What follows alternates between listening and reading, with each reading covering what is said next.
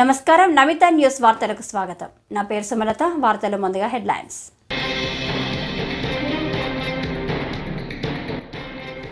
గతంలో ఎప్పుడూ లేదు, ఒక్క రోజులోనే 97.54% మందికి పెన్షన్లు అందించాం. సీఎం చంద్రబాబు.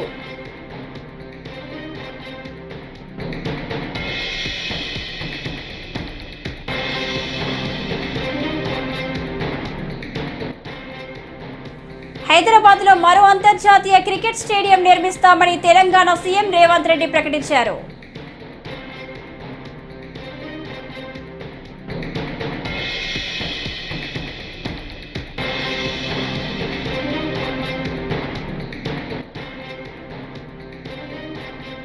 ఉమ్మడి విశాఖ జిల్లా స్థానిక సంస్థల ఎమ్మెల్సీ వైసీపీ అభ్యర్థిగా బొత్స ఎంపిక.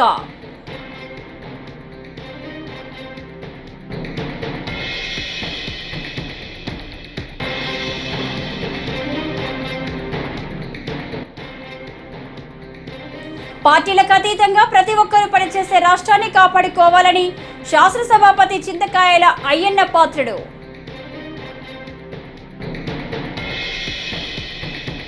ఇక డీటెయిల్స్ చూస్తే, నిన్న ఆగస్టు ఎన్టీఆర్ భరోసా సామాజిక పెన్షన్ల పంపిణీలో స్వయంగా పాల్గొన్న ఏపీ ముఖ్యమంత్రి చంద్రబాబు దానిపై ఇవాళ ట్వీట్ చేశారు.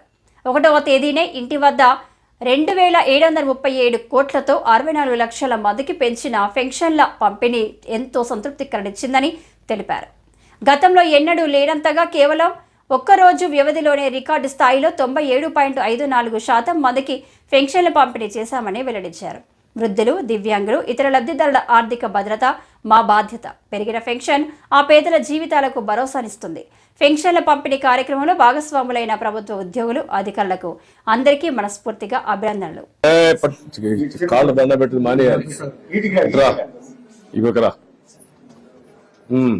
నువ్వేం చేస్తావు?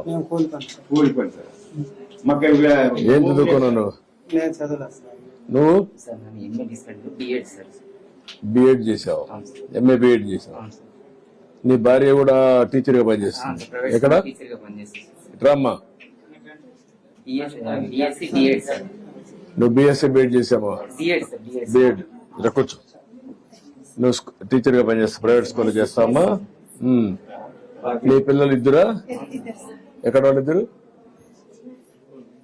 రా, నువ్వు పాప, ఇంకొకరు నువ్వమ్మా. ఏం చదువుతావు? ఎక్కడ నువ్వు? ఎక్కడ? Sentence English medium. మీ అమ్మ చదువుకుంది కాబట్టి నేను కూడా చదివిస్తుందా? మీ నాన్న కూడా చదివిస్తున్నా లేదా? ఇద్దరునా?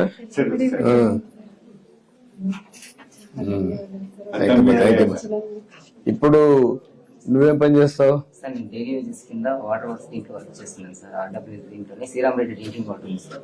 దాంట్లో డైలీ వేజెస్ కింద వర్క్. ఇప్పుడు నువ్వు టెక్నాలజీ ఏం నేర్చుకోలేదా? లేదు సార్, ఐటీ టెక్నాలజీ నేర్చుకోలేదు సార్. నువ్వమ్మా? నీకు టెక్నాలజీ నేర్చుకోవాలా? ఓన్లీ బిఎడ్ వర్క్ చేసి డిఎడ్ చేసావు. నువ్వు ఏం చదువుకోవాలా? ఎక్కడ ఫస్ట్ ఇయర్? నీ భార్య వద్దమ్మా, నువ్వు కూడా చదువుకోలేదమ్మా? ఎట్రా ఎట్రా ఎట్రా కాళ్ళు పెట్టుకో. చెవు చిన్నాడు. కూతురు ఏ ఊరికి ఏ ఊర్లు ఇచ్చావు? ఎక్కడమ్మా? నువ్వెక్కడ? వద్దు వద్దులే. మీ ఆయన ఏం చేస్తాడు? వద్దా వద్దా వద్దా వద్దా. ఏమా? మగ్గాలు, కూలి మగ్గాలు చేస్తాడు.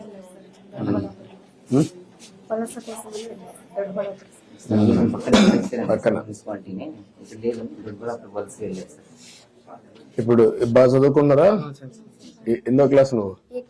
నువ్వు intermediate first year. Okay, good.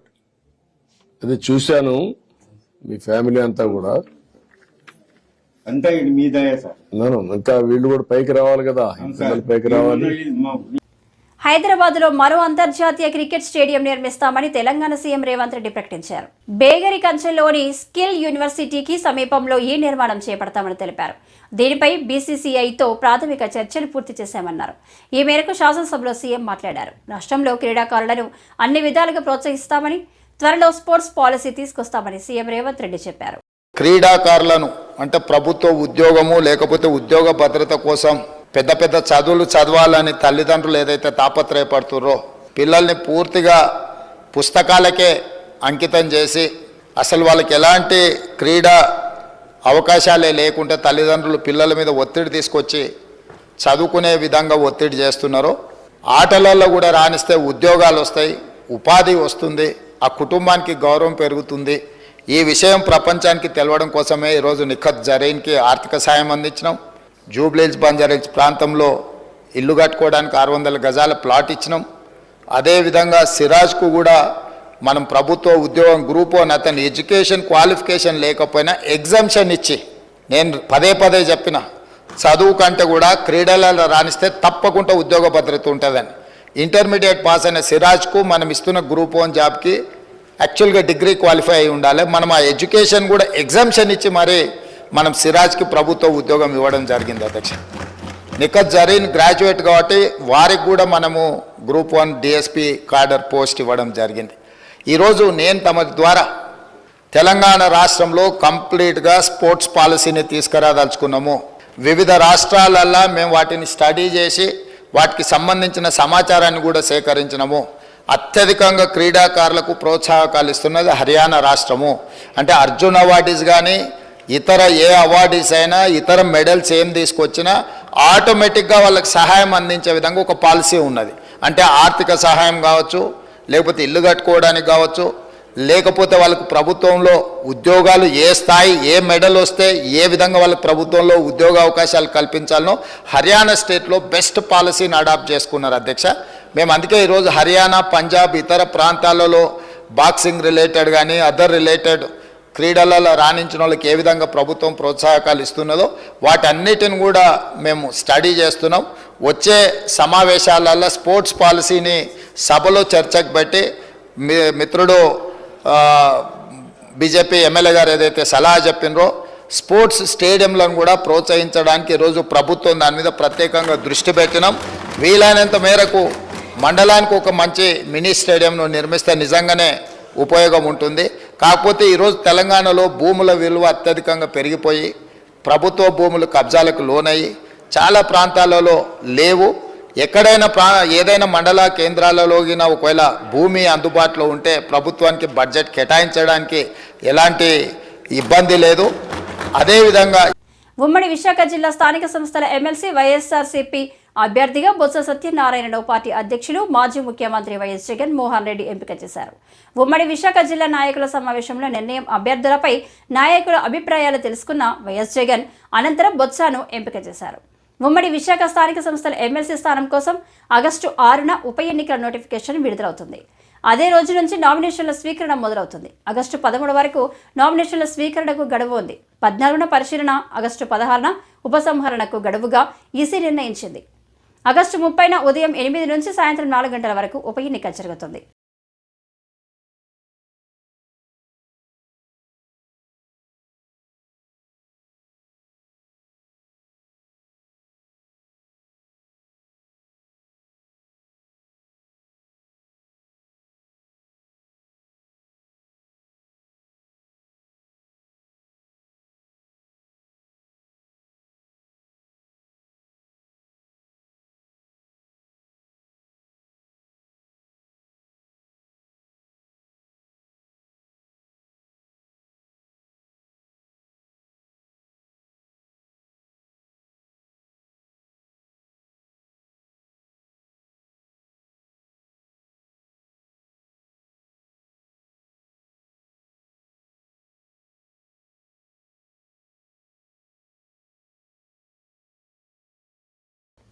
పార్టీలకు అతీతంగా ప్రతి ఒక్కరూ పనిచేసే రాష్ట్రాన్ని కాపాడుకోవాలని శాసనసభాపతి చింతకాయల అయ్యన్న పాత్రుడు అన్నారు. అనపర్తి మండలం రామవరంలో గురువారం జరిగిన మీడియా సమావేశంలో ఆయన మాట్లాడారు. అన్ని పార్టీలు వారు కలిసి రాష్ట్రాన్ని బాగు చేసుకుంటే రాబోయే తరానికి మేలు జరుగుతుందన్నారు. అసెంబ్లీ అంటే అందరి ఎమ్మెల్యేలకు సంబంధించిందని, ఏ ఒక్క పార్టీకి సంబంధించింది కాదని అన్నారు. ప్రతి ఎమ్మెల్యే అసెంబ్లీకి రావాలని కోరారు. నమస్కారం అండి. మరి ఈరోజు మా మిత్రులు గురుగారు మోలారెడ్డి గారి విగ్రహం ప్రతిష్టాపన సందర్భంగా నేను ఇక్కడ రావడం జరిగింది. ముందే మా తాతలు చెప్పారు, మోలారెడ్డి గారు, నేను, మన మంత్రి గారు చాలా సన్నిహితంగా ఉండేవాళ్ళని. ఆ రోజు ఎన్టీ రామారావు గారి టైంలో ప్రజాస్వామ్య పరిరక్షణ కోసం చెప్పి ఒక ఉద్యమం నడిచింది. ఆ ఉద్యమంలో మేము ముగ్గురం కూడా పాల్గొన్నాం. అంత క్లోజ్గా ఉండేవాళ్ళం మేము. అటువంటి మహా వ్యక్తి కార్యక్రమానికి రావడం, అధ్యక్షుల బాధ్యతకి రావడం జరిగింది. అంతేకాకుండా రామకృష్ణారెడ్డి గారు ఎమ్మెల్యే సందర్భం కూడా మా గురువు గారి కొడుకు అందరూ కలిసి మళ్ళీ పనిచేసే అవకాశం మాకు రావడం అదృష్టం. ఈరోజు ఇంతగా మంచిగా చెప్పారు, సమర్థవంతమైన ప్రభుత్వం ఉంటే కార్యక్రమాలు ఎలా జరుగుతాయి అన్నది ఈ పెన్షన్ కార్యక్రమం. చంద్రబాబు నాయుడు గారు వస్తే పెన్షన్లు కూడా ఇవ్వలేరు అన్న మాటలు మనం విన్నాం కదా గతంలో చాలా సందర్భంలో. మరి గత నెలలో సుమారు 7,000 రూపాయలు మనిషికి ఇచ్చి మనకు ఇంచుమించు 1.5 రోజుల్లో సప్లై చేసాం. ఆ రోజున ఏమన్నారంటే వాలంటీర్లు లేకపోతే సప్లై చేసే అవకాశం లేదన్నారు. వాలంటీర్లు లేకపోతే సప్లై చేసే అవకాశం లేదన్నారు. మేము అంటే 1.5 రోజులు ఆ రోజు కంప్లీట్ చేస్తాం. ఇందాక మినిస్టర్ గారు చెప్పారు మాట. ఇంకా విచిత్రం ఏంటంటే ఈరోజు మరి రెండో నెలలో ఇంచుమించుగా 64 లక్షల మందికి, 64,82,000 మందికి పెన్షన్ స్టార్ట్ చేసినాం. ఎలా 4,000 రూపాయలు మనిషికి. ఇప్పటికి టైం ఏంటంటే 9:30 అవుతుంది. 97% అయిపోయింది. మరి ఎవరు చేయలేరు, కష్టం అన్నారు కదా, చాలామంది విమర్శించారు కదా. అంటే నేనేమంటానంటే ఈ సందర్భంలో మీకు ఈ ద్వారా సమర్థమైన పరిపాలన ఉంటే ఇది కార్యక్రమం చేసుకోవచ్చు. నష్టపోయిన రాష్ట్రాన్ని కాపాడు కోసం పార్టీలకు అతీతంగా అందరూ కూడా పనిచేసి ఈ నష్టపోయిన రాష్ట్రాన్ని కాపాడుకోవాల్సిన అవసరం ఉందని చెప్పి నేను భావిస్తున్నాను. ప్రజలందరూ కూడా దీన్ని గమనించాలని కూడా నేను కోరుకుంటున్నాను. పార్టీలకు అతీతం చేయాలి. రాష్ట్రం అందరి రాష్ట్రం, ఇది ఏ ఒక్కటి రాష్ట్రం కాదు, అందరి రాష్ట్రం. కాబట్టి అన్ని పార్టీల వారు కలిసి రాష్ట్రాన్ని బాగు చేసుకుంటే రాబోయే తరం వారికి మేలు జరుగుతుంది. దాన్ని దృష్టిలో పెట్టి నిలవాల్సిన అవసరం ఉందని చెప్పి. సామాజిక మాధ్యమాల్లో వ్యక్తిత్వ హననాలు జరుగుతున్నాయని బారాస నేత కేటీఆర్ అన్నారు. ప్రధాని నుంచి ఎమ్మెల్యేల వరకు వ్యక్తిత్వాన్ని కించపరిచేలా వీడియోలు వస్తున్నాయని తెలిపారు. శాసనసభలో తమ సభ్యులు ఎవరూ వీడియోలు తీయలేదని స్పష్టం చేశారు. భావ వ్యక్తీకరణ స్వేచ్ఛను హరించేలా కొన్ని చట్టాలు వస్తున్నాయని, వాటిపై ఆలోచించి నిర్ణయం తీసుకోవాలని కేటీఆర్ సూచించారు. ఈ బిల్లు ఏదైతే ఉందో నేను దాని మీదే నేను స్పష్టంగా చెప్పింది. మా పార్టీ తరఫున ప్రభుత్వం తీసుకొచ్చిన బిల్లును సమర్థిస్తున్నాము, స్వాగతిస్తున్నాము అని చెప్పాను. దాంతోపాటు మరి గౌరవ మంత్రివర్యులు, రవాణా శాఖ మంత్రివర్యులు వారికి ఎందుకు ఆవేశం వచ్చిందో నాకు తెలియదు. కానీ అధ్యక్ష, వారికి నేను కాదు, ప్రభాకర్ గారు, నేను దయచేసి నేను మిమ్మల్ని అనట్లేదు, మీ గురించి ఏమి వేరే విమర్శ కూడా చేయట్లేదు. ఈ బిల్లు విషయంలో నేను చెప్పింది ఏంటంటే, ఈ మధ్యన కొన్ని చట్టాలు ఎట్లాంటివి వస్తున్నాయంటే ప్రజల భావ వ్యక్తీకరణ స్వేచ్ఛను కూడా హరించే విధంగా వస్తున్నాయి. తెలంగాణలో మీరు చెప్పారు, గతంలో కొంత ఇలాంటి కార్యక్రమాలు జరిగినాయి, ఇబ్బందులు జరిగినాయి, మేము వచ్చిన తర్వాత దాన్ని మారుస్తామని చెప్పారు. కర్ణాటకలో అక్కడి ప్రభుత్వం, కాంగ్రెస్ ప్రభుత్వం, కేంద్రం తీసుకొస్తున్న చట్టాల వల్ల, కొన్ని చట్టాల వల్ల పోలీస్ రాజ్యం అయ్యే ప్రమాదం ఉంది. కాబట్టి మేము కొన్ని సవరణలు చేస్తామని చెప్పారు. నేను రాష్ట్ర ప్రభుత్వాన్ని నేను అడిగేది ఏమంటే, మన రాష్ట్రంలో ముఖ్యంగా ఇక్కడ ఈ సభలో కూర్చున్న వాళ్ళలో కూడా చాలామంది గతంలో వామపక్ష ఉద్యమాల్లోంచి, లెఫ్ట్ ఉద్యమాల్లోంచి, పౌర హక్కుల సంఘాల, ప్రజా సంఘాల నుంచి వచ్చిన వాళ్ళు ఉన్నారు. నేను ప్రభుత్వాన్ని అడిగేది ఏమంటే, ప్రజల భావ వ్యక్తీకరణ స్వేచ్ఛను హరించే విధంగా కాకుండా మీరు దయచేసి ఈ రకమైన బిల్లులు తెచ్చేటప్పుడు అన్ని రకాలుగా ఆలోచించి తెమ్మని చెప్పాను తప్ప, వారు ఇంకొక మాట అన్నారు, అక్కడి నుంచి ఎవరో వీడియోలు తీశారు, ఇంకోటి అన్నారు. మా వైపు నుంచి అలాంటిది ఏం జరగలేదు. ఇక్కడ మొత్తం కెమెరాలు మీ ఆధీనంలో ఉంటాయి, స్పీకర్ గారు, మీ సెక్రటరీ గారి ఆధీనంలో, మీ ఆఫీస్ ఆధీనంలో ఉంటాయి. మీరు మొత్తం చెక్ చేసుకోవచ్చు.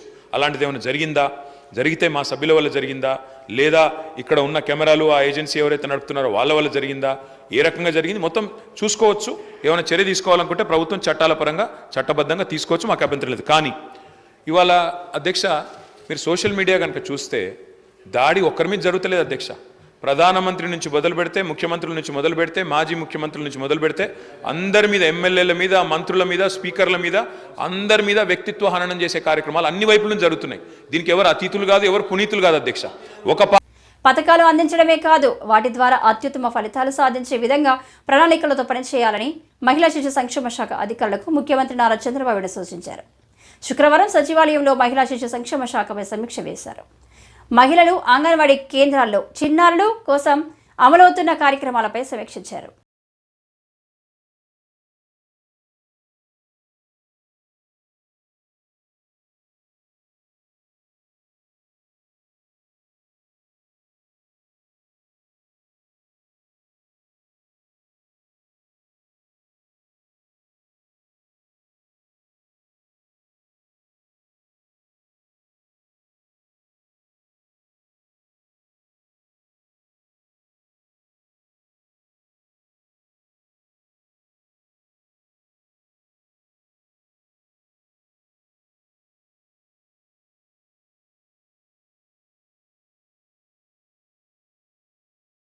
తాడిపత్రి మున్సిపల్ చైర్మన్ జేసీ ప్రభాకర్ రెడ్డి 4 రోజుల క్రితం గుండె సమస్యతో బాధపడుతూ ఆసుపత్రిలో చేరారు. అనంతరం ఆయన ఆసుపత్రిలో చికిత్స చేయించుకుని గురువారం ఇంటికి చేరుకున్నారు. తన ఆరోగ్య పరిస్థితి బాగుందని, కార్యకర్తలు ఎవరూ చూడడానికి రావద్దని ఆయన కోరారు. 15 రోజుల పాటు విశ్రాంతి తీసుకోవాలని వైద్యులు సూచించినట్లు ఆయన తెలిపారు. నమస్కారం. తాడిపత్రి ప్రజల ఆశీస్సుల వలన తిరిగి నేను మిమ్మల్ని చూడగలుగుతున్నా. ఎందుకంటే చాలా సీరియస్ అయిపోయింది. మీరు నాకు దేవుళ్ళు, మీ ఆశీస్సుల వల్లనే బాగా బ్రహ్మాండంగా ఉన్నా. ఏమే దయచేసి ఎవరు రావద్దండి. ఎందుకంటే 15 రోజులు ఎక్కువ మాట్లాడకూడదు. రైట్? మీ ప్రేమ ఎప్పుడు ఇట్లే ఉండాలని కోరుకుంటున్నా. రైట్ మా? దయచేసి ఎవరు రావద్దండి. Right, thank you. ఇప్పుడే ఇంటికి వచ్చా. విజయవాడ రామలింగేశ్వర నగర్లో డ్రైనేజీల సమస్యలపై ఎమ్మెల్యే గద్దె రామ్మోహన్ శుక్రవారం పర్యటించారు. ఈ సందర్భంగా మీడియాతో మాట్లాడుతూ రిటైనింగ్ వాల్ నిర్మాణం చేసిన గత వైసీపీ ప్రభుత్వం అందుకు అనుగుణంగా ఏర్పాట్లు చేయకపోవడం వలన ప్రజలు ఇబ్బందులు పడుతున్నారని చెప్పారు. 70 అడుగుల రోడ్డు నిర్మాణంను పట్టించుకోకపోవడం వలన నేడు సమస్యలు ఎదుర్కోవాల్సి వస్తుందన్నారు. రామలింగేశ్వర నగర్లో రిటైనింగ్ వాళ్ళు, రక్షణ కూడా రకరకాల పేర్లతో పిలుస్తారు. ఇదొక పెద్ద సంచలనం. ఎందుకంటే 35 సంవత్సరాల నుంచి పేద ప్రజల కోరిక మేరకు నారా చంద్రబాబు నాయుడు గారు 2014లో ముఖ్యమంత్రి అయిన తర్వాత, ఆయన ముఖ్యమంత్రి పదవి చేపట్టిన తర్వాత మొట్టమొదటి కార్యక్రమం ఏం చేశారంటే విజయవాడ నగరం వచ్చి ఇక్కడ రిటైనింగ్ వాళ్ళు ఎట్టా కట్టాలనేది పరిశీలించారు. ఆ ఆంజనేయ స్వామి సాక్ష్యం, ఆ ఆంజనేయ స్వామి గుడెక్కి అక్కడి నుంచి చూసి అధికారులకి సూచనలు ఇచ్చి దీన్ని మొదలు పెట్టించడం జరిగింది. అది ఒక చరిత్ర. అయితే ఈ రిటైనింగ్ వాల్ పక్కన 70 అడుగుల రోడ్డు రావాలనేది ప్రపోజల్, దాంట్లో ప్రాజెక్టులో ఉన్న అంశం. అది కేవలం తర్వాత దాన్ని కొనసాగించే విధానంలో జగన్మోహన్ రెడ్డి గారి ప్రభుత్వం దానిలో ఒక 50 కోట్లు కాజేయాలి ఏదో రకంగా ఉద్దేశంతోనే ఆ రోడ్డు పక్కన పెట్టేసి ఒక ఇసుకంత, నదులు ఇసుకంతా ప్రొక్లమేట్ ఇక్కడ పోసారు. ఇదేదో సీ విజన్ అనో లేకపోతే రివర్ వ్యూ అనో ఏదో పెట్టారు. సరే, రివర్ వ్యూ అని పేరు బాగానే ఉంది, అది చూడటానికి కూడా కొంచెం బాగానే ఉండొచ్చు. కానీ ఇక్కడ ఉన్న అనేక మంది, కొన్ని వేల కుటుంబాలు ఉన్నాయి ఇక్కడ. మొత్తం యనమల కుదురు మొదల నుంచి చూసుకుంటే బస్ స్టాండ్ వరకు ఉన్న వేలాది కుటుంబాలు ఉన్నాయి.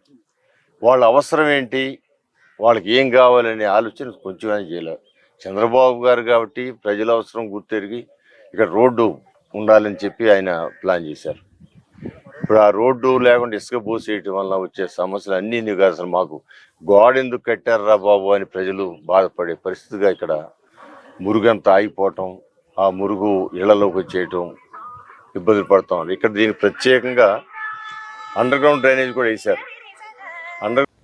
ఇంద్రకిలాద్రిపై వేంచేసి ఉన్న దుర్గమ్మను ప్రముఖ సినీ నటి, నిర్మాత నిహారిక కొణిదెల శుక్రవారం దర్శించారు. కమిటీ కుర్రోళ్లు చిత్ర ప్రమోషన్లో భాగంగా విజయవాడ వచ్చిన ఆమె దుర్గమ్మను దర్శించుకున్నారు. దుర్గమ్మ దర్శనం అనంతరం ఆలయ ఈవో అమ్మవారి చిత్రపటాన్ని, ప్రసాదాన్ని అందజేశారు. తాను నిర్మించిన కమిటీ కుర్రోళ్లు చిత్రం విజయవంతం కావాలని దుర్గమ్మను వేడుకున్నట్లు తెలిపారు.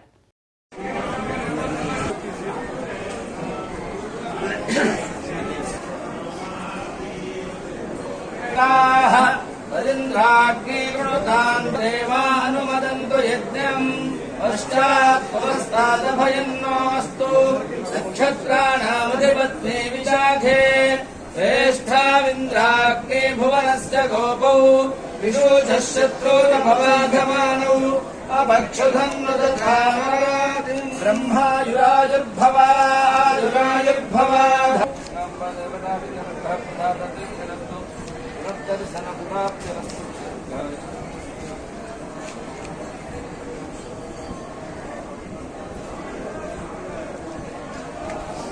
దక్షిణ కైలాసంగా పేరుగాంచిన ప్రముఖ పుణ్యక్షేత్రం శ్రీకాళహస్తీశ్వర ఆలయంలో త్రయోదశి సందర్భంగా శుక్రవారం వెండి నంది వాహనంపై స్వామి అమ్మవార్లను ప్రదోష నంది సేవ నిర్వహించారు. మంగళ వైద్యాలతో మేళతాళాలతో ఆలయ ఆవరణంలో స్వామివారిని ఊరేగించి అనంతరం ధ్వజస్తంభం వద్ద స్వామివారికి అమ్మవారికి దీపధూప నైవేద్యం అఖండ దీపారాధన హారతులు సమర్పించారు. విశేషంగా భక్తులు పాల్గొన్నారు.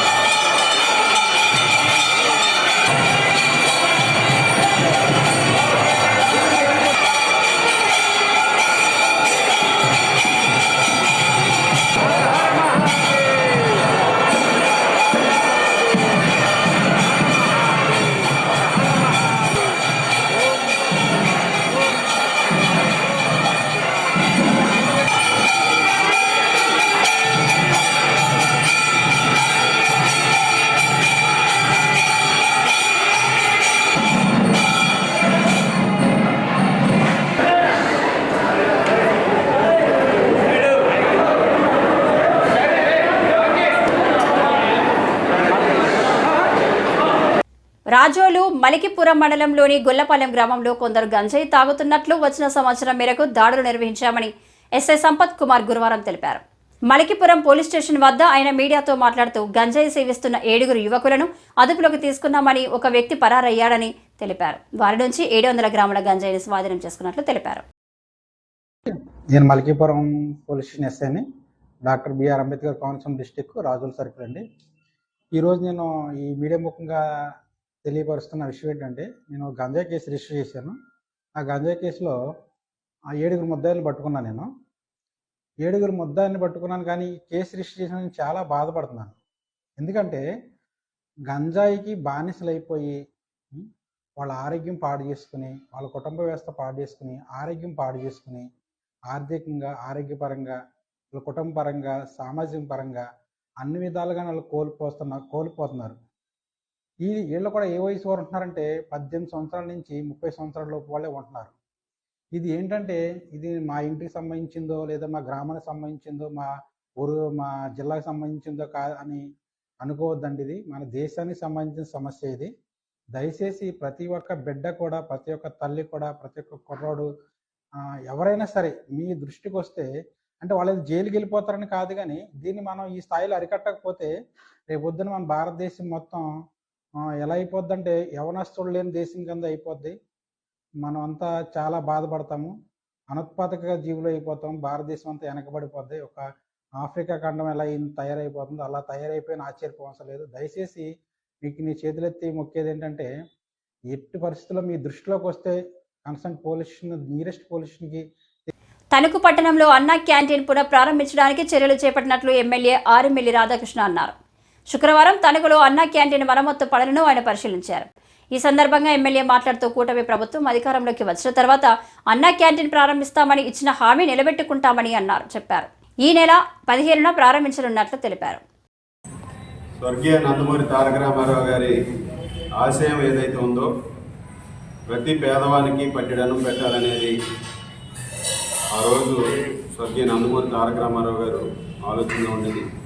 ఆయన ఆశయాలకు అనుగుణంగా 2014లో చంద్రబాబు నాయుడు గారు ముఖ్యమంత్రి అయిన తర్వాత అన్నా క్యాంటీన్లు ప్రారంభించి పేదలందరికీ కూడా 5 రూపాయలకే భోజనాన్ని అందించే విధంగా ఆ రోజు అన్నా క్యాంటీన్లు ప్రారంభించడం జరిగింది. ఎంతోమంది పేదలకి ప్రతిరోజు కూడా రాష్ట్ర వ్యాప్తంగా అన్నా క్యాంటీన్ల ద్వారా ఈరోజు అందరికీ భోజనాన్ని అందించే విధంగా చేయడం జరిగింది. కానీ దురదృష్టవశాత్తు 2019లో వచ్చినటువంటి వైఎస్ఆర్ కాంగ్రెస్ పార్టీ ప్రభుత్వం జగన్మోహన్ రెడ్డి గారు అన్నా క్యాంటీన్ని అర్ధాంతరంగా మూసివేసి పేదలందరికీ కూడా పట్టగొట్టడం జరిగింది. ఈరోజు మరలా చంద్రబాబు నాయుడు గారు అధికారంలోకి వచ్చారు. పేదలందరికీ ఆ రోజు ఏదైతే అన్నా క్యాంటీన్ని రాష్ట్ర వ్యాప్తంగా మూసేశారో ఈరోజు మరలా ప్రతి పేదవానికి కూడా 5 రూపాయలకే భోజనం అందించాలనే ఒక ఆశయంతో చంద్రబాబు నాయుడు గారు ఆగస్టు 15 నుంచి రాష్ట్రంలో 183 అన్నా క్యాంటీన్లు ఒకే రోజు ప్రారంభించడం జరుగుతుంది. దానిలో భాగంగా మన తణుకుపట్నంలో కూడా గతంలో ఉన్నటువంటి అన్నా క్యాంటీన్ని ఈరోజు మరలా ఆగస్టు 15 నుంచి పేద ప్రజలందరికీ అందుబాటులోకి తీసుకురావడం జరుగుతుంది.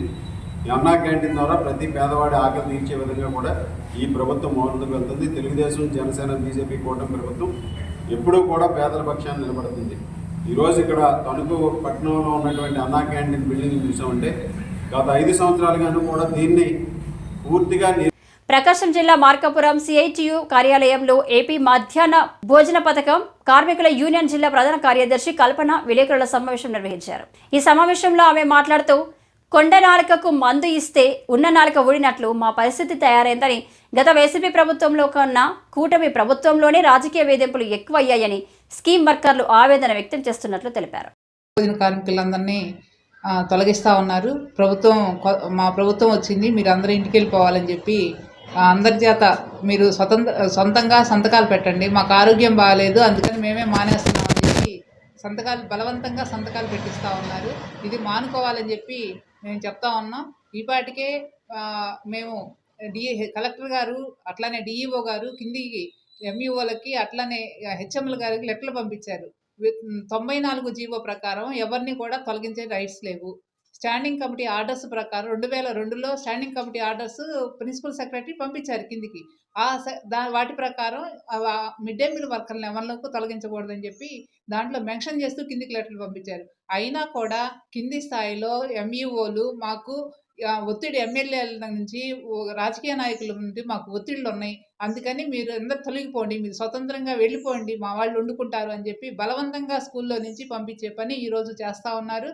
ఈరోజు ఆర్డీఓ గారిని కలవడం జరిగింది. ఆర్డీఓ గారు మిమ్మల్ని తొలగించము మీరే వెళ్ళి వండుకోండి అని చెప్పారు. అయినా కూడా వీళ్ళని భయపించే పని గ్రామాల్లో చేస్తూ ఉన్నారు. ఆ రోజు చెప్పారు ఎలక్షన్ ముందర సైకో ఉన్నాడు, సైకో పోయి సైకిల్ రావాలి అప్పుడు అందరికీ మంచి జరిగిద్దని చెప్పి ఆ రోజు పెద్ద ఎత్తున ప్రచారం చేశారు. ఈరోజు మేము అడుగుతా ఉన్నాం, ఈరోజు మీరు చేస్తున్న పని ఏంటి? మీరు సైకోల్లాగా వ్యవహరించారు. ఈ వార్తలు ఇంతటితో సమాప్తం. నమస్కారం.